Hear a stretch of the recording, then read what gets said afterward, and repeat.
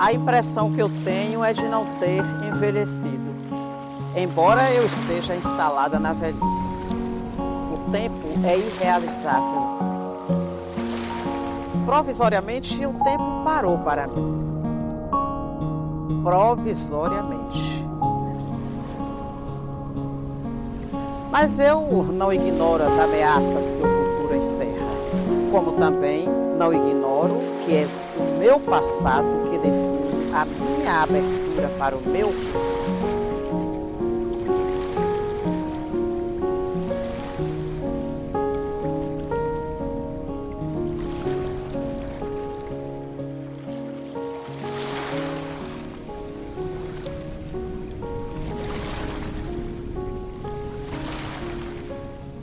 Costumo dizer que eu vivi os bons anos, né? Vivi os anos dourados, porque nasci nos anos 50, vivi os anos rebeldes, né? E vivi também os anos de chumbo, né? Então vivi um pouco disso tudo. E isso, para mim, foi de uma grandeza enorme, porque foram períodos em que as mulheres sofriam muito, né? Mas eu acho que eu vivi intensamente aquela década, né? Vivi de fato aquela situação. Nunca tive problemas com as questões da sexualidade, ainda que não se falasse nisso, minha mãe não falava disso, até porque a diferença de idade era muito grande, né? Então, eu mesmo lembro quando eu menstruei com 9 anos, eu saí chorando, gritando que eu estava doente, que eu tinha me machucado, porque eu não entendia o que estava acontecendo com o meu corpo. E fiquei com muita raiva de menstruar, né? Porque eu era uma menina livre, brincava na rua com os moleques, andava de carrinho de rolimã. De repente não podia mais fazer isso, porque era mocinha. Ah, que saco, não queria ser mocinha. Né? Porque não entendia. Minha mãe falar sobre menstruação, sobre gravidez, sobre relação sexual, coitada, nem ela mesmo sabia. O que minha mãe sabia era que meu pai chegava lá e pumba, né? Primeiro que eu sou de uma família muito tradicional. Meu pai era aquele tipo, ele não foi um coronel da vida, mas ele era aquele homem típico machão. A minha mãe era aquela mulher que ficava em casa só para criar os filhos e o marido deitava, rolava e ela via tudo quietinha ali, sabe? A minha mãe é aquela tipo daquela mulher de antigamente. E quando eu tive a minha primeira menstruação, eu realmente não sabia o que era. Eu tinha 13 anos. Com 10 anos, eu nem sabia o que era. Aí, quando veio, ninguém me explicou como era. Minha madrinha não me explicava, escondia quando ela estava menstruada, eu não sabia o que era. E aí, peguei um bocado de mato, botei dentro da calcinha. Quando eu ia fazer xixi, ficava com medo, o sangue descia. A gente pegou papel higiênico, a gente foi no banheiro, foi papel de caderno, um monte de coisa. E colocamos da calcinha. E passei na casa da minha colega, ela chegou, arrumou uns paninhos lá e eu coloquei junto com o papel e fui pra casa. Aí quando eu cheguei em casa, eu tinha que procurar uns paninhos escondidos da minha mãe, porque assim, a gente não tinha essa liberdade que hoje vocês têm, de ter as coisas que é de vocês, que ninguém mexe, sua mãe não entra, sua mãe para entrar no seu quarto, eu nem mexo nas coisas dela. Antigamente não era assim. Já não é para você chegar perto de homem. Primeira coisa, meu trauma maior foi os meninos. Homem, eu não sei, eu era para não gostar de homem. Aos 10 anos que eu me menstruei, aí eu falei para ela, minha mãe, eu tô sangrando. Ela disse, você tá ficando moça. Na década de 60, dizia, você tá ficando moça, agora você é uma moça. Foi na farmácia e comprou, que hoje nós chamamos de absorvente. Naquela época era mods, que a pessoa não tinha poder aquisitivo muito, então comprava mais pano, cortava, né, fazia a bainha e dava pra gente usar. Eu menstruei com quase 15 anos, todas as minhas amigas tinham menstruação e eu não tinha. Aí eu ficava, meu Deus, será que eu não vou ficar menstruada? Aí as amigas diziam, tenha calma, tenha calma. Um belo dia de domingo, eu levantei, eu sou evangélica, eu levantei para tomar um banho e aí eu estava menstruada. Aí falei com minha mãe, no meu tempo não costumava usar absorvente não, as pessoas usavam as toalhinhas higiênicas. E aí a gente usava, aí minha mãe disse, minha filha, bote o paninho, olha o paninho, imagine. Você tem que arrumar os paninhos e você tinha que lavar aqueles paninhos. Como é que você ia fazer aquilo se minha mãe ver? Era uma coisa na história, era muito vergonhoso. E a vergonha, eu tinha um irmão, tinha meu pai, onde que eu ia pôr aqueles paninhos? E aquele sangue não sai do paninho assim, né? Tinha que deixar quarando lá no jardim, lá no quintal. Aí eu falei assim, meu Deus, como é que eu vou fazer? Eu comecei a jogar os paninhos fora. Um dia minha mãe descobriu. Aí minha mãe falou assim, ô Vânia, eu vi uns panos vermelhos, um negócio assim. Daí a minha mãe desesperada, não pode sentar no chão quente, não pode comer isso, não pode comer aquilo, não pode fazer isso. Não pode... E até então eu estava fazendo tudo. De repente eu não podia mais nada. Não, sentar num lugar assim que a outra sentou, Deus me livre. Sentar no passeio quente, Deus me livre. Comer banana, tinha umas frutas que a gente não podia comer. Não pode comer abacaxi que faz mal, peru faz mal. Então a gente tinha resguardo, quando menstruava tinha resguardo. Era um negócio mesmo do tempo dos antigos. Aí ela foi me explicar o que era, do jeito dela. Ela me explicou do jeito que a mãe ou que os colegas dela explicaram para ela. Que era uma coisa que acontecia, que era um mal que a mulher tinha todo mês, que aquilo não era abençoado, que a gente ficava imunda e suja, aquelas coisas todas. E eu carreguei aquilo pro resto da minha vida. Por uma boa parte da minha vida, né? Minha mãe era uma pessoa assim, da roça e tudo, então ela não tinha aquela sabedoria, quer dizer, tinha sabedoria, mas também tinha vergonha de comentar e conversar e explicar, né, as coisas. No meu tempo assim, as amigas que falavam mais, quando menstruava contava como era, né? Mas a minha mãe não conversou, a gente já com a minha filha não, eu fui conversando, explicando. Era assim, uma coisa assim, muito interessante, muito engraçada, porque eu imagino você, há mais de 50 anos atrás, você descobriu hormônios, descobriu o que é.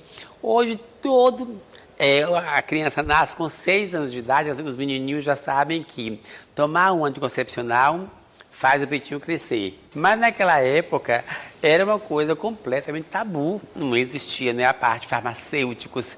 Então, assim, era um tabu verdadeiro. Você tinha que estar descobrindo, estudando e pesquisando. E eu lia muito romances, lia muito livros, né? E lia muito revistas, gibis, né? Revistas da época, não é? Quando se falava muito, não é? Dos tabus de Coscinelli, que era o primeiro travesti francês, não é? Imagine você há 200 anos atrás. O meu passado é a referência que me projeta e que eu devo ultrapassar.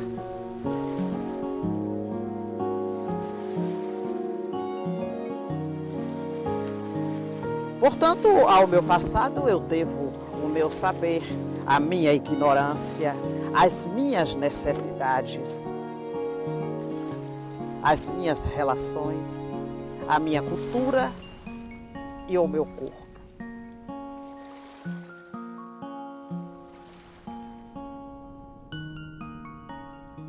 Antes de eu me casar, a minha vida era comandada pelo meu pai. Eu tive que casar, porque eu fui imposta para fora de casa, porque eu estudava à noite, aí meu pai me pôs para fora de casa, porque ele falava que mulher não pode estudar à noite. Mulher que estudava à noite, dizia que estudava à noite, ela estava se prostituindo. Aí eu saí de casa, porque eu queria estudar. Só que quando eu saí de casa, eu tinha que trabalhar para me manter. Aí eu trabalhava em loja lá em São Paulo, e as lojas fechavam 8, 9 horas da noite. Aí não dava para estudar. Aí eu saí de casa e parei de estudar. Eu estudava na mesma faculdade que minha patroa estudava. Eu ia, ela me dava carona à noite. Eu leio, eu estudo, eu procuro me informar, eu falo línguas. Então, assim, existia há algum tempo atrás pessoas que pensavam, olhavam a travesti. Travesti é o quê? Marginal, prostituta, ladrona. E aí viam, né, as qualidades. Só que comigo é diferente. Casei cedo, casei com 20 anos. Não porque, como muitas jovens da minha época, né, casavam para sair de casa. Não tive esse problema. Aliás, eu casei porque a família dele quis, porque eu nem queria casar, eu queria morar junto. E a minha família aceitava sem problemas. Casei, na verdade, umas 3 vezes, né? Não era muito normal para a minha geração casar tanto. Mas eu sempre fui muito livre, sabe? Assim, no sentido de, se as coisas não estão inteiras, não estão integradas, então para que continuar? Ah, eu só trabalhei depois que eu me casei. Antes eu não trabalhava, meu pai não deixava trabalhar. Meu pai tinha condição financeira boa e aí a gente não trabalhava, ninguém trabalhava lá em casa. Depois que casa, meu marido não era um homem rico, nem era de condição. Era uma pessoa simples, trabalhadora e também eu fui trabalhar com ele. Comecei a trabalhar com 19 anos no caso, né? Fui logo trabalhar de professora, que a minha formatura é pedagogia. Você não quis casar por quê? É responsabilidade. Você casou, você tem que ter responsabilidade, né? A responsabilidade de cuidar da casa, de filhos. É uma responsabilidade. Então eu não queria ser prisioneira mais. Não foi difícil sair de casa por causa da família, né? Que eu tinha um aparato fantástico como família. Mas, de qualquer forma, quando eu cheguei no Rio, por exemplo, eu era louca para fazer faculdade. E, para fazer faculdade, eu tinha que trabalhar. Só que existe um detalhe. Onde era que eu ia trabalhar? Que salário eu iria ganhar para pagar uma faculdade, ou mesmo que fosse faculdade pública, e para me manter? Então eu fui fazer a coisa mais prática do mundo. Eu fui ser doméstica. Nunca casei. Convivi com vários homens. Morei. Mas nunca casei. Com 7 anos eu tinha que fazer tudo. Pisar arroz, pisar café. Eu com 7 anos acordava 4 horas da manhã para poder ir para o rio. Pegar a lata d'água na cabeça. Precisava esperar uma pessoa que ia pegar água para suspender a lata que eu não aguentava. Então eu pegava a água às 5 horas da manhã e pegava de tarde para molhar pronto e tudo. Cozinhava, botava um caixote em cima de um fogão de lenha, um fogão de chapa. Eu cozinhava, eu arrumava a casa, eu fazia tudo. Aí eu fugi. Uma mulher que me trouxe. Letícia, uma mulher por nome Letícia. Aí ela falou, você quer ir comigo para a conquista? Eu moro sozinha, eu vou te levar para ficar comigo. Eu falei, vou. Que eu não queria mais voltar na minha casa.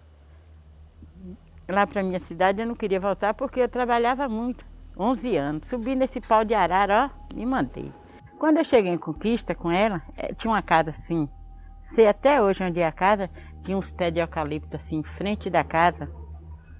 Minha memória é boa, eu sei de tudo. Aí, ela disse, ó, tu fica aí, que eu vou em casa.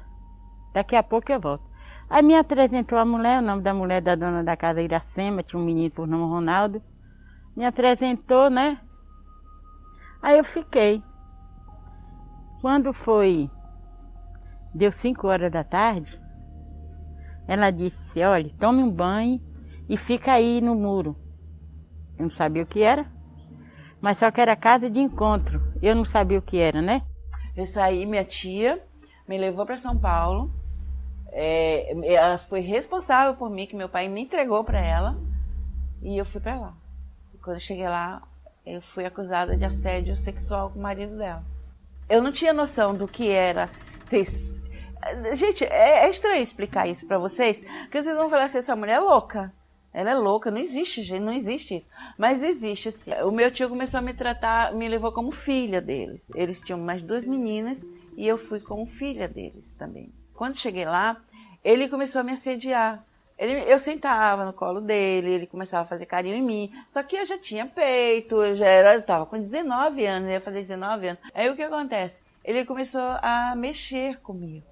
Tinha um tio meu, o irmão da minha mãe, que gostava muito de mim. Ele que cuidava de mim, ele que saía comigo, que me mostrava São Paulo e tudo. Então um dia eu cheguei e falei pra ele que eu não estava gostando daqueles beliscão, daquelas passadas de mão, que achava que isso estranho, né? Que não achava que meu pai não fazia isso e me chamava de filha. Aí eles chegaram, me sentaram e explicaram pra mim que eles estavam... na época não existia o termo assédio sexual, não era tão aberto assim. Mas eles falaram que eles estavam com ousadia comigo. Ele está com libertinagem com você. Aí eles foram me explicando. Quando foi de noite, foi chegando mulher. Mulher adulta, né? Só eu ali de 11 anos naquele meio. Mulher adulta já. Aí a mulher botou som, a dona da casa, elas ficaram dançando. Porque chegou um bocado de homem, né? Aí eu sentadinha lá na mesa, só esticando o vestidinho. No estica, ela dizia assim, não fica assim não sei o quê. Aí um cara sentou, aí falou assim, seu vestido é borracha? que você só está esticando.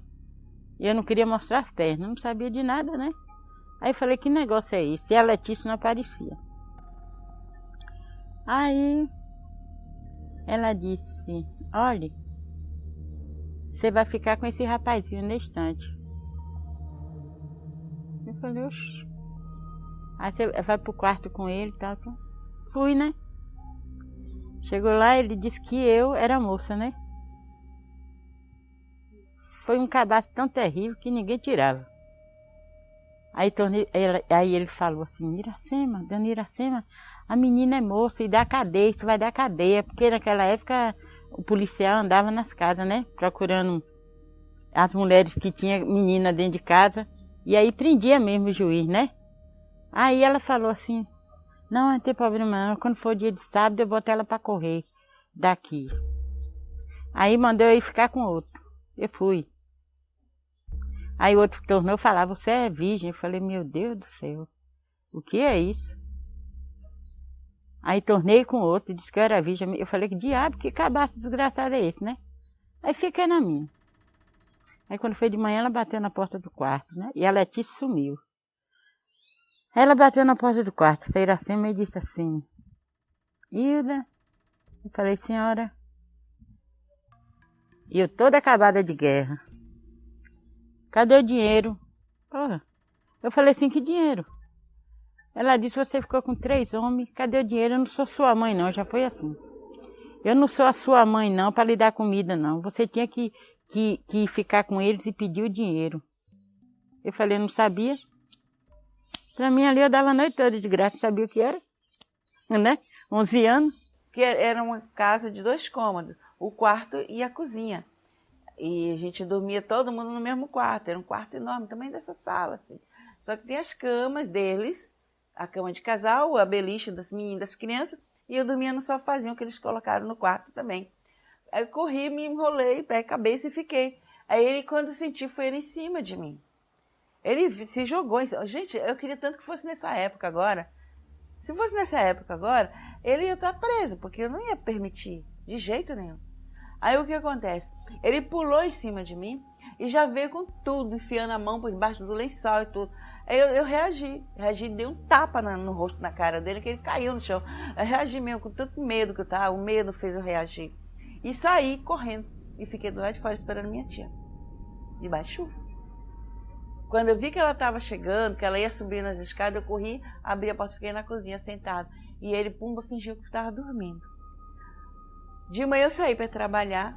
Quando eu voltei de tarde, minhas coisas estavam tudo prontas na porta de casa. Ela falou, já comprei sua passagem, você está indo embora para Bahia. Aí eu disse, mas por que eu não posso ir? Eu estou trabalhando, estou estudando. Ela falou assim, eu não quero você mais aqui. Ela falava às minhas tias que eu era uma pretinha que tinha vindo do Trapiche de Baixo, de Santa Maria da Purificação. E como toda negrinha, que não valia nada, aproveitou da ajuda que elas estavam dando para dar em cima do marido dela. Aquilo me cortou, porque até então a minha inocência foi toda por água abaixo. Porque se eu era inocente, até ali, dali saiu. Ali eu acordei para a vida. Foi a melhor coisa que ela fez para mim, na minha vida. Foi me jogar de encontro logo, deu logo um tapão na cara e falou assim, acorda. Aí eu descobri que o mundo não era nada cor-de-rosa, né? Que espaço o meu passado deixa para a minha liberdade hoje? Não sou escrava dele. Aos 14 anos. Aos 14 anos. Ele era marinheiro. Né? Foi um marinheiro. Ele foi. Não foi porque eu que quis para ver se me libertava, mas não me libertei para sair eu sozinha, tá entendendo? Eu acho que eu disse assim, eu fazendo isto, eu vou ter a minha liberdade, mas foi ao contrário, porque eu apareci grávida. E aí eu tive que ficar omissa dentro de casa, sempre omissa. Era uma mãe que não se abria, entendeu? Ela só se dedicava à família. O marido dela, filho, sobrinho, entendeu? Ela era só dedicada à casa. Ela ficou na dúvida assim, que eu tinha que casar. Eu disse que não. que não ia faltar nada para meu filho. E eu não ia decepcioná-la. Aí veio a segunda gravidez do mesmo homem. Foi. Aí foi que eu cheguei para ela e disse, só vou ter esse aqui e vou me embora.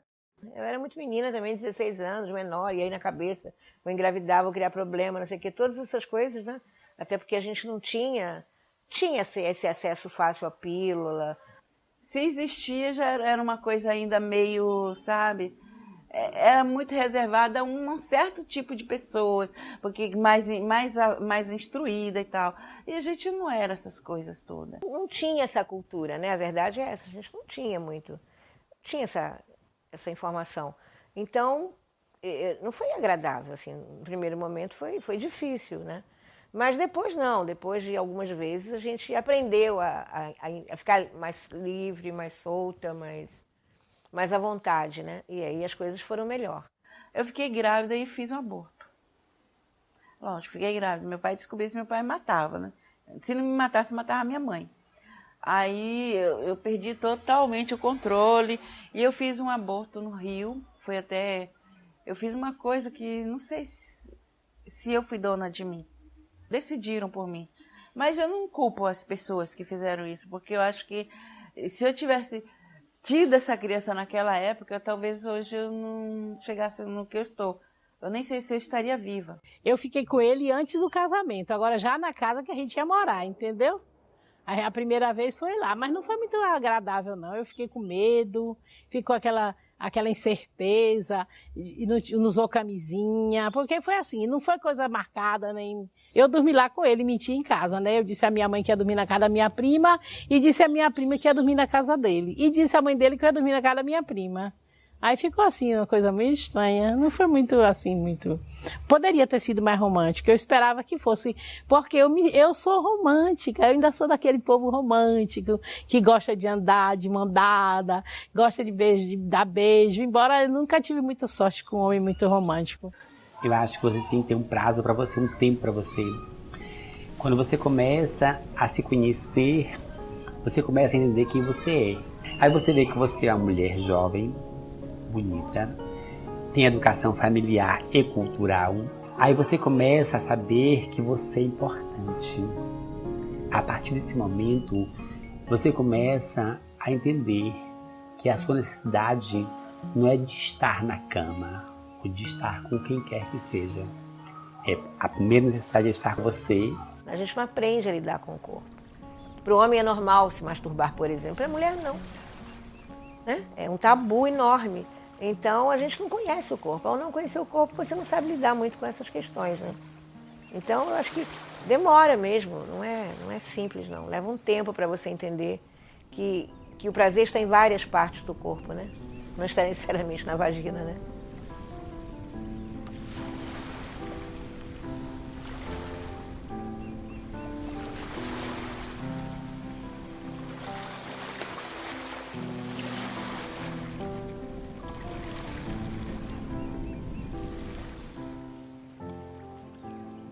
Todo o passado deixa marcas, mas você acha que você tem que continuar vivendo e procurando cada dia ser melhor, ser feliz, e só isso que importa. Estou tranquila, estou realizada, tenho minhas filhas, minhas netas, moro no campo, crio galinha, pato, ganso, cachorro, tenho 7, gosto muito de bicho, tenho 7 cachorros, tenho 2 gatos, e tem o meu marido, nós vivemos lá nós 2 sozinhos, então é muito bom. Fabiano tem 45 anos, eu sou mais velha do que ele 20 anos.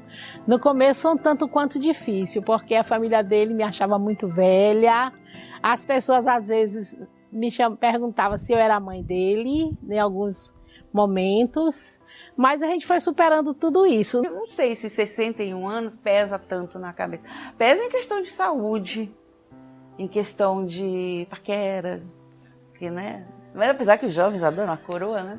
A sexualidade passa pela cabeça também, né? Pelos teus valores, né? Pelo teu não preconceito, pelo teu olhar do outro, né? E olhar o outro como o outro. E a gente sempre acha coisas bonitas no outro, né? Independente de quem seja. Eu sei onde eu nasci, não é? Eu sei onde eu me criei, eu sei onde estudei, Eu sei por onde passei, né? Eu sei quais foram os... Eu nunca digo que eu tive problemas com o que eu fiz ou por onde eu passei. Eu acho que tudo que aconteceu comigo foi um aprendizado. O que você aprendeu, a sua experiência é seu. Ninguém pode chegar ali e dizer assim, vou tirar isso de você.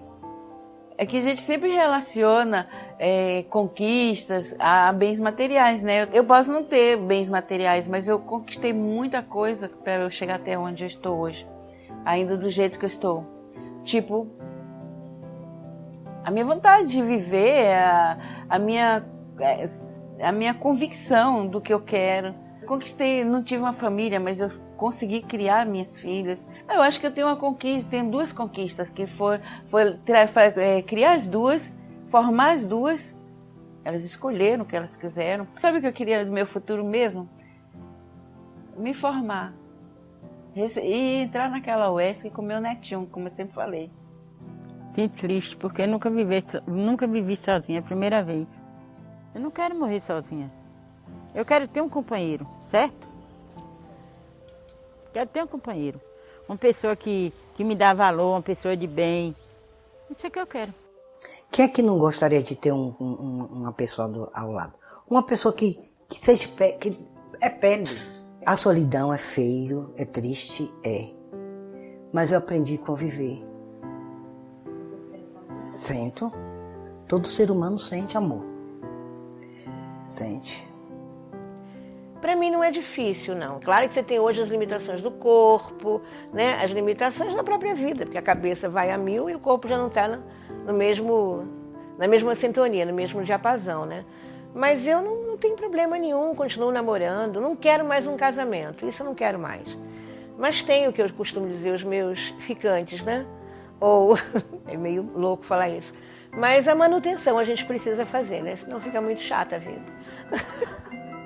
Ah, não, hoje eu transo por prazer, tá entendendo? No meu. E naquele tempo era só eu não sabia de nada. Querida, muito franca com você, né, amor? Eu sou exatamente como você. Só não tenho mais aquela necessidade,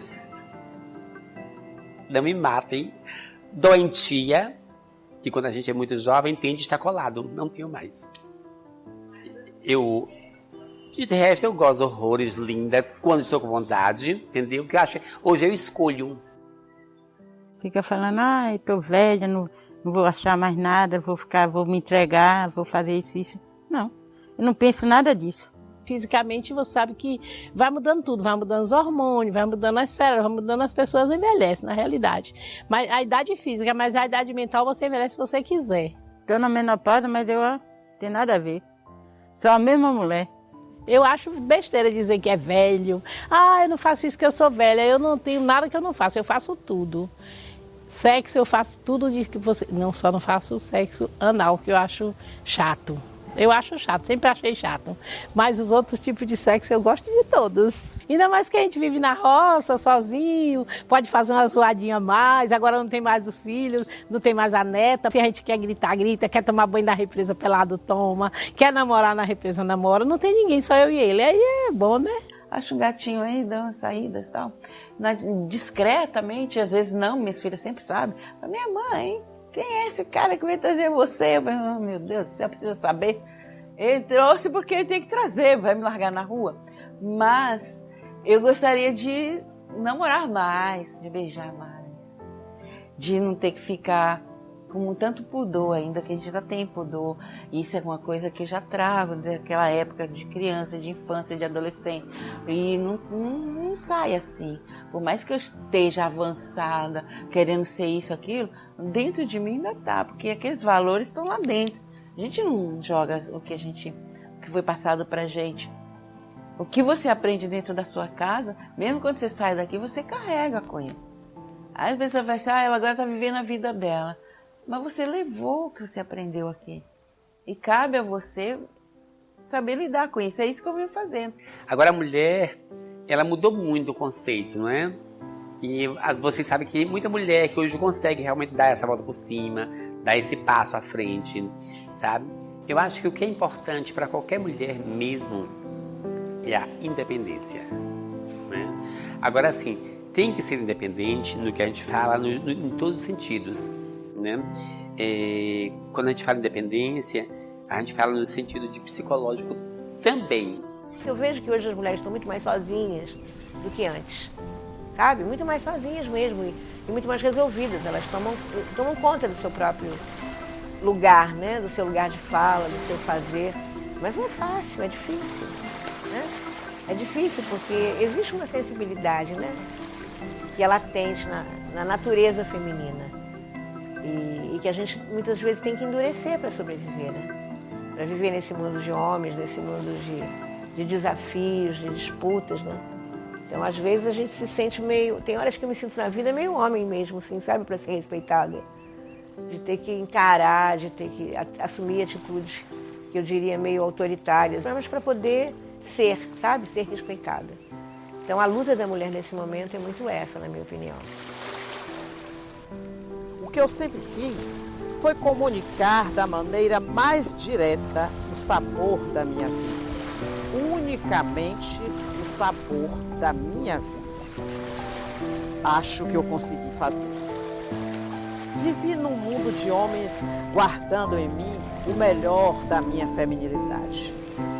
Não desejei, nem desejo nada mais do que viver sem tempos mortos.